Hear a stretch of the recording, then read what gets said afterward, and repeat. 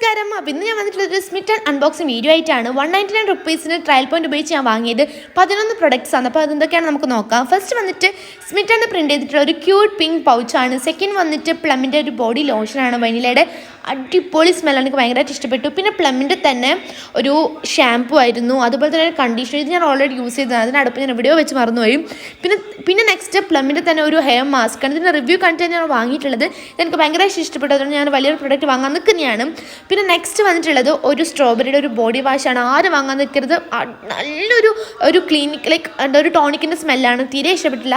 പിന്നെ നെക്സ്റ്റ് ഒരു പേസ്റ്റാണ് വാങ്ങിയിട്ടുണ്ടായിരുന്നത്. പിന്നെ ഒരു 0 ട്രയൽ പോയിന്റിനും ഒരു സ്റ്റിക്കർ ഉണ്ടായിരുന്നു, എന്ത് യൂസ് ചെയ്യുന്ന അറിയില്ല. പിന്നെ ഒരു കുഞ്ഞു ചോട്ട പെർഫ്യൂം, അതുപോലെ തന്നെ ഒരു ചോട്ട ലിപ് സ്ക്രബർ ആയിരുന്നു, നല്ല സ്മെല്ലായിരുന്നു കേട്ടോ. പിന്നെ ഞാൻ ആഗ്രഹിച്ച് വാങ്ങിയൊരു സംഭവമാണ് പ്ലമ്മിൻ്റെ വനില പെർഫ്യൂം.